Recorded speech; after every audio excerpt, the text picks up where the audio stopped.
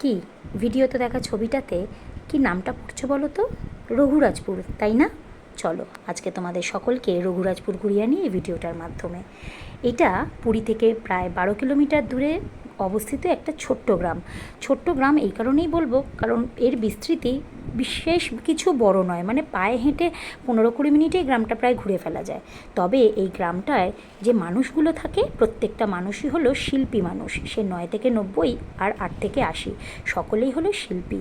আর তাদের হাতে তৈরি করা এই সমস্ত পটচিত্রগুলো থেকেই এই গ্রামটার আরও একটা বৈশিষ্ট্য বা আর একটা নামও তৈরি হয়ে গেছে, পটচিত্র গ্রাম। বিভিন্ন রকমের জিনিস এখানে তারা তৈরি করেন, বিভিন্ন সূক্ষ্ম সূক্ষ্ম কাজের মাধ্যমে প্রাকৃতিক রং ব্যবহার করে হলুদ, হর্তুকি, গাছের পাতা, গাঁদা ফুল ইত্যাদি সমস্ত কিছুর যে এক্সট্র্যাক্টগুলো থাকে সেইগুলো থেকে তারা রং তৈরি করে এই কারুকার্যগুলো করে। অ্যালুমিনিয়ামের বিভিন্ন পাত্র হোক কিংবা নারকেল মালা হোক, ফেলে দেওয়া বিভিন্ন জিনিস থেকে তারা এই টাইপের জিনিস তৈরি করেন।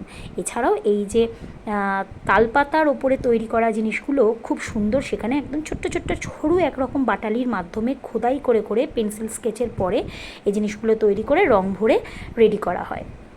আর কিছু কিছু এখানে অন্য যে পটচিত্রগুলো আছে সেটা 3টে লেয়ারের কাপড়ের ওপর শুকনো করে ডাই করে তারপর তারা তৈরি করে। আর এই দাদা খুব ভালো করে আমাদের বুঝিয়ে দিচ্ছিলেন, প্রত্যেকটা কাজের শৈল্পিক নিপুণতা আমাদেরকে বুঝিয়ে দিচ্ছিলেন। অনেকক্ষণ ধরে না দেখলে না বোঝা যায় না। এই যে হাতে অস্ত্রটা দাদাটা দেখতে পাচ্ছ তোমরা, এটাই হলো ওদের প্রধান অস্ত্র, মানে খোদাই বা বলো পেন্সিল স্কেচের মতন কাজ করে এই জিনিসটা।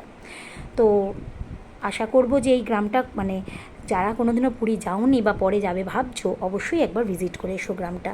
এই গ্রামের আরও কিছু বিশেষত্ব আছে, সেটা হচ্ছে জলনপুর সিরিয়াল যেটা স্টার জলসায় ছিল তার শুটিংও এখানে হয়েছে। আবার ডোনা গাঙ্গুলির যিনি নৃত্যগুরু ছিলেন, এক সময়ের নৃত্যগুরু কেলুচরণ মহাপাত্র, তারও বাড়ি ছিল এই গ্রামটিতে।